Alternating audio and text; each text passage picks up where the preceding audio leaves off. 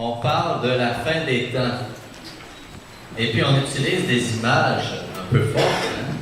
Des étoiles qui vont tomber du ciel, là, ça va mal.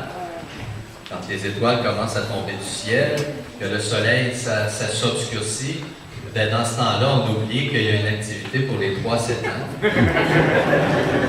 Alors, ils peuvent immédiatement aller rejoindre leurs animateurs, animatrices.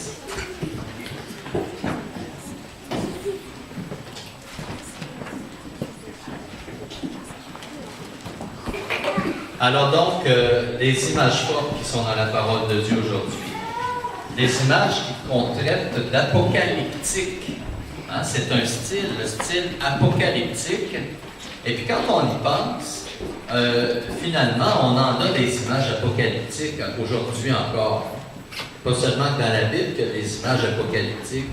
Quand vous écoutez le téléjournal, vous regardez le téléjournal, il y en a des images apocalyptiques. Il y a plein de gens aujourd'hui, comme au temps de Daniel, comme au temps de Jésus, qui ont peur de l'avenir, qui ont peur de demain. Quand vous regardez les images à la télé de ces mers, de ce continent de plastique qu'il y a sur l'océan, avez-vous vu ça? Ça vous rassure, ça? Ça vous donne le goût d'aller plonger dans la mer, peut-être? Non, hein? Quand vous voyez les migrants qui font la caravane, hein, des dizaines de milliers de personnes qui fuient leur pays parce qu'ils ne sont plus capables d'y vivre, pas parce qu'ils ont le goût soudainement de partir en voyage. Hein. C'est pas le Club Med.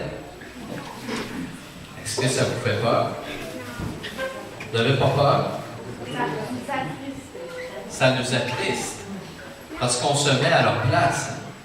Si un jour, nous devions quitter notre pays pour aller ailleurs, on ne sait pas où, et puis on ne sait pas comment on serait accueilli, on aurait peut-être peur un peu.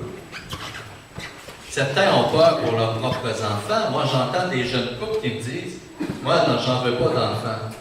Je vois aller la société, ça ne m'intéresse pas de mettre des enfants au monde là-dedans.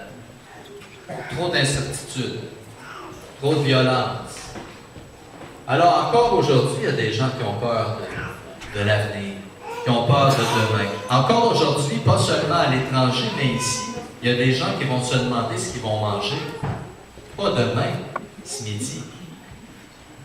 Ils pourraient venir ici parce que nous autres, on n'a pas partage. Mais il y a des gens, sérieusement, qui se posent la question. Qu'est-ce que je vais manger tout à l'heure? Qu'est-ce que je vais donner à mes enfants à manger tout à l'heure? Ils ont raison d'avoir un peu peur de l'avenir. Alors ça, c'est pas d'aujourd'hui. On l'a entendu dans la parole de Dieu. Même au temps de Daniel, des gens qui avaient peur à demain.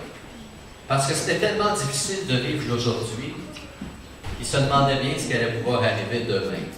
Au temps de Jésus aussi, il y a des gens qui étaient les disciples de Jésus, vivaient ça difficilement, d'être persécutés, d'être rejetés par la majorité. Et ils se demandaient bien ce qui les attendait demain. Encore plus, une fois que Jésus a été crucifié.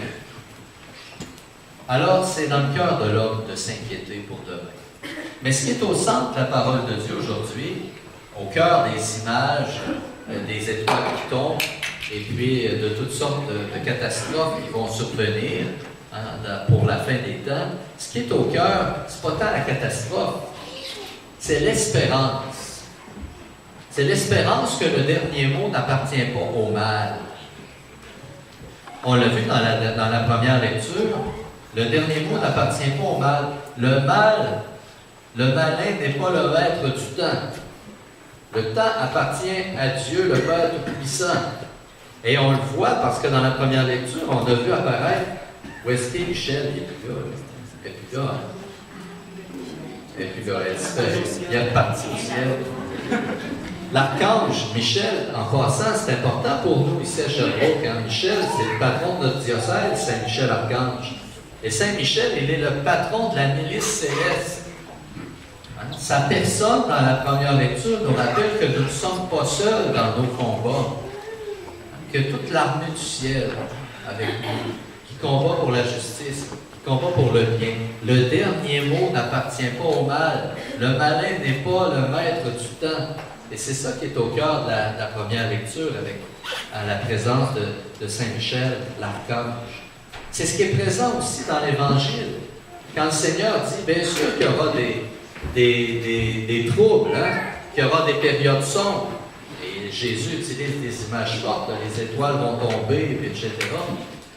Mais au bout du compte, il nous dit, Dieu va rassembler les justes. Et il ne nous laissera pas tomber. C'est une parole d'espérance. Au cœur de tout ce qui va mal, de tout ce qui passe dans notre monde. Et pas seulement dans le monde, loin de nous, mais dans nos vies. Tout est toujours à recommencer. Vous n'avez pas remarqué ça? Est-ce que tout le monde ici avait fini de préparer la maison pour l'hiver quand la tempête est tombée cette semaine?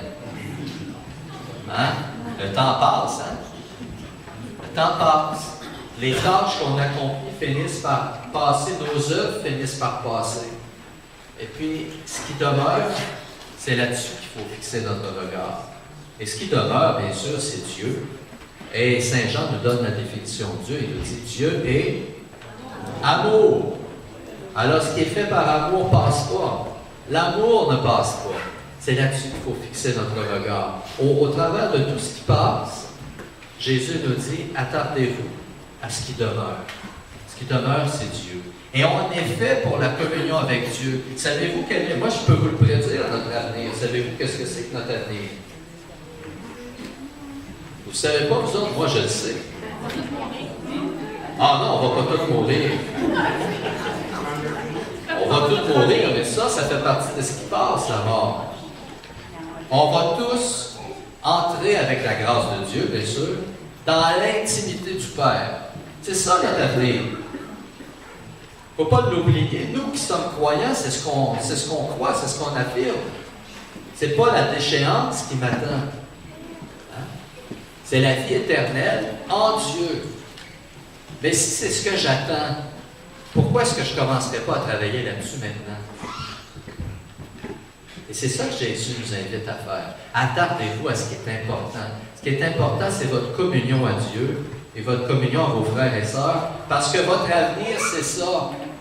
C'est de vivre pour l'éternité en communion les uns avec les autres, en Dieu. C'est votre avenir, bien sûr, si vous y adhérez. Si vous vous ouvrez à l'amour de Dieu qui peut changer votre vie aujourd'hui, pas à la fin des temps, aujourd'hui déjà. Alors c'est ça l'invitation du Seigneur. Ne pas avoir peur de ce qui passe, ne pas se laisser impressionner par le mal, mais s'attacher fermement au bien. Pourquoi? Parce que c'est pour cela que nous sommes faits. Et quand on s'éloigne de l'amour, quand on s'éloigne de la communion fraternelle, de la charité, quand on s'éloigne de la justice, on s'éloigne de ce à quoi nous sommes appelés, l'intimité avec Dieu.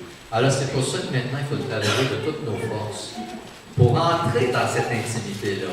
Aujourd'hui, le Seigneur nous donne la possibilité. On s'approche de l'autel aujourd'hui. On va recevoir le Christ dans l'Eucharistie. C'est déjà ce à quoi nous sommes appelés que nous allons vivre ici aujourd'hui.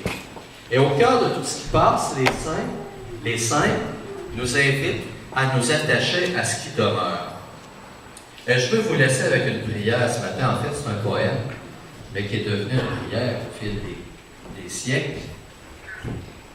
Je le sais par cœur, mais je vais le lire pour être plus sûr de ne pas échapper un mot. C'est un poème de Thérèse d'Avila. Vous la connaissez, Thérèse d'Avila? J'espère bien. Si vous ne la connaissez pas, tapez ça sur Internet. Ça va vous changer de YouTube. Ça va vous faire du bien. Alors, Sainte Thérèse d'Avila, elle a écrit ceci. Et ceci, je l'ai écrit sur la carte de mes ordinations. Hein. D'un côté, il y avait ma face, pas la Sainte Face, mais il y avait ma face.